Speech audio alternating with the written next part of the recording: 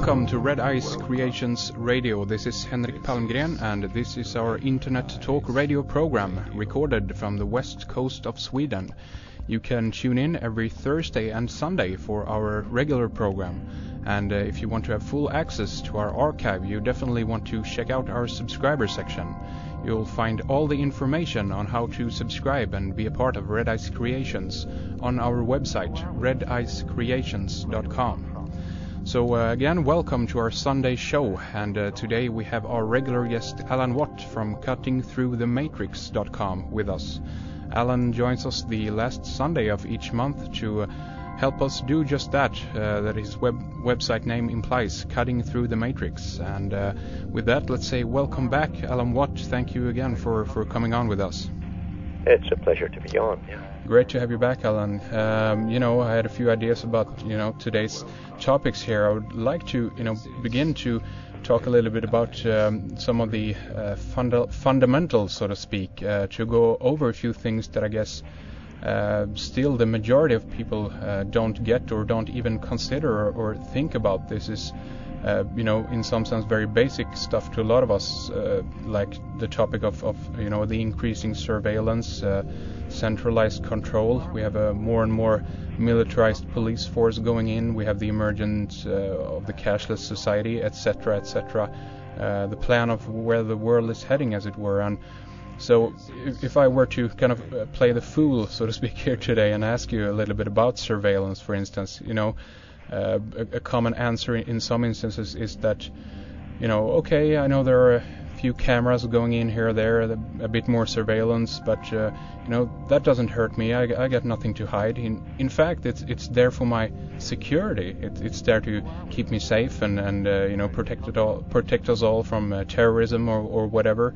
That's kind of an answer, at least I kind of bump into a lot when talking about these things. But Alan, what would you say if you got the opportunity to talk to a guy or a gal that have this kind of attitude towards surveillance? What's bad about it? I'd always go back to one of the players in the early 1900s, Colonel Mandell House, who was an advisor to different presidents, and they used to call him the park bench politician, because he never would talk to anyone unless it was out in the open, away from surveillance and any kind of recording. But he said, for everything that happens that the public are told, there's always a very good reason, and then there's a real reason. Yeah. You see, we're never given a real reason, but it must be plausible. And the plausible is always given to the public. This time it's for surveillance under the guise of anti-terrorism. Yeah. However, a long time ago, even before World War II, huge think tanks that were employed by the wealthiest men on the planet went over the world's histories and the people's, and they decided there were too many conflicts and conflicting interests between groups and peoples and religions and so on, for the world to have any stability. And they therefore implemented the next phase of planning the future. And they decided that they would bring the world to its knees through wars, if necessary, until they had a global government. And in the meantime, they would use all techniques to make the public go along with it, because governments thrive in times of war or the threat of war. Yeah. People are taxed for research and development, which is used for top secret weaponry and various kinds of high technologies. So they could advance very quickly to find methods of literally monitoring and watching everyone on the planet. That's where the money was really going during the whole Cold War. And the public didn't complain because they believed the Cold War was real. Yeah.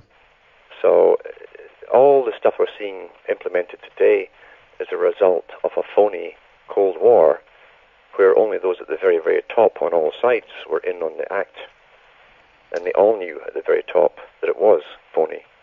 But the guys down below, including many of the departments of MI6 or the CIA, didn't know. Every one of the secret services is compartmentalized from the other. It's a need-to-know basis. However, during Ronald Reagan's era, they did great strides forward by putting in the biggest budgets they'd ever done for the United States. And he was the first one to put forth $1 trillion for warfare purposes, research and development. Like the beginning of Star Wars project. Now, the Star Wars project wasn't just to watch other countries. It was to put in advanced technology that would eventually monitor everyone on the planet. And they knew exactly how they were going to do it back then. And they've had about 20-odd years to gradually work and implement it into existence. But they already had the satellites up there that were capable of monitoring each and every one of us via either a wearable chip or else an implanted chip. That's how far ahead they plan. Yeah. This whole guise of terrorism is phony. We know that because Britain tried to put an anti-terrorist omnibus bill through in the late 90s before 9/11 happened in the House of Commons. And there was a huge outcry about they didn't want an ID card because nothing was happening. The Cold War was over. What was all the fuss? Yeah. But it was already, they tried to get it implemented in 1998. In Canada, at the same time, Alan Rock, who was a lifelong sort of advisor-type politician, he was always in the right places. He's been trained since childhood for his role. He was the minister in charge of law and order and all this kind of stuff for Canada. And he single-handedly put through an omnibus crime bill, which was an anti-terrorist bill in 1998-99. And even the journalists were saying, wait a minute here, this is total martial law bills he's put through. No one complained, no one objected. So they knew what was coming, you see. Yeah, it was coming because it was planned that way, long before 9/11, including where they would go step by step and terrify the public. They even had the list of countries in the Middle East drawn up that they would have to attack because they wanted to take over the Middle East as the last vestige of a different civilization that wouldn't go along with this new types of democracy. Democracy, remember, is never stable. It's always changing, its definition. Okay. And so the New American Century, the project for the New American Century, was published in early 92 by Wolfowitz and Cheney and all this bunch that's in right now. And then they republished it and abridged it in the late 90s with those countries in the Middle East targeted for war. And bang, 9/11 comes along, and the whole world has to go into this anti-terrorist phase.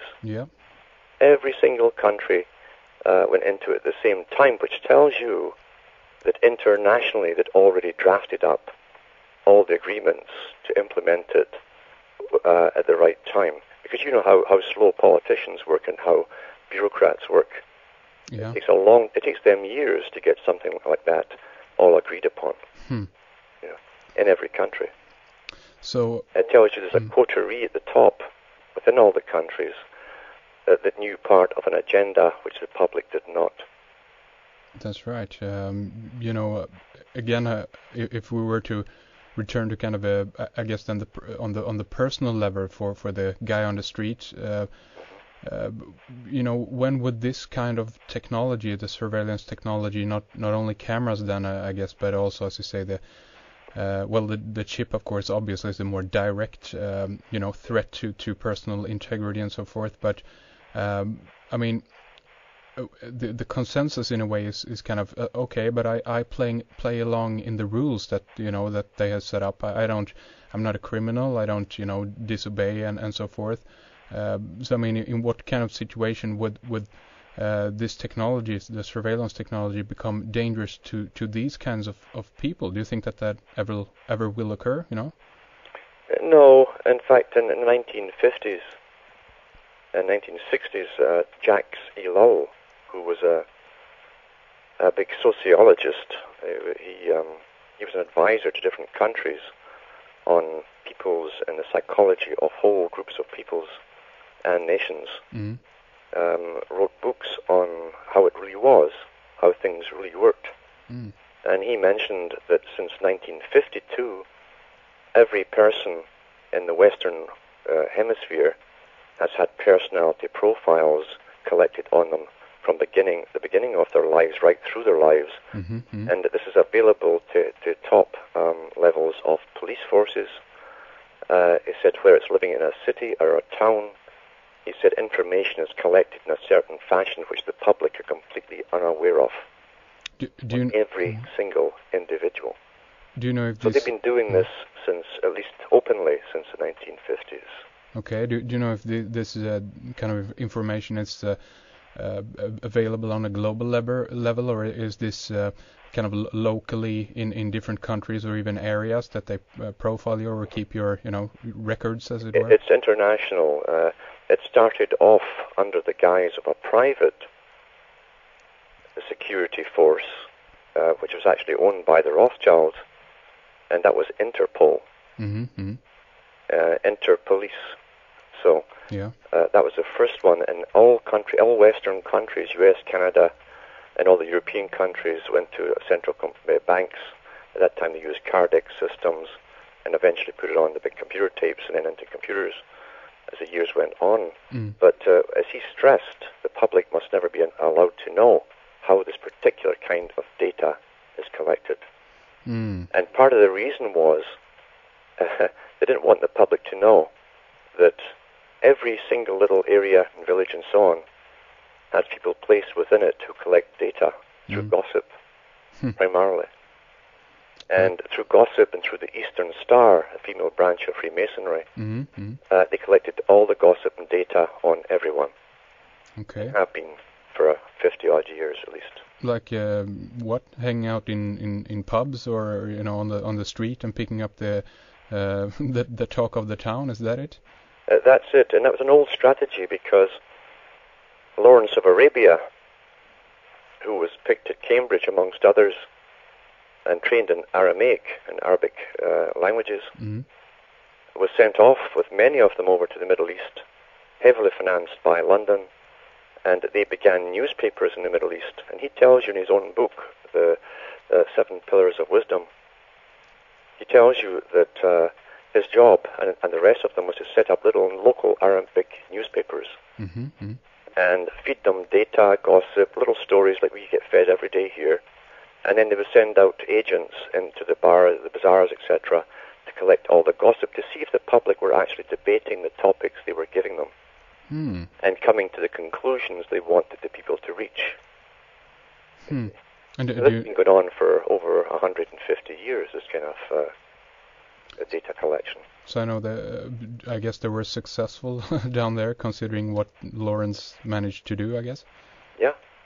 And even at that time, London had over 1,500 spies throughout London, just doing the same stuff with the British people. To collect data, always keeping ahead of the game. What are the peasants unruly about? What's getting them angry?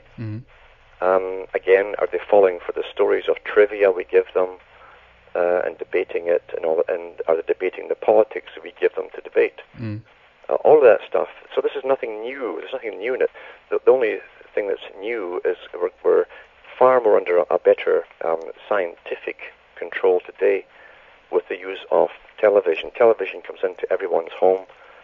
You've had generations now that have grown up with television. Yeah.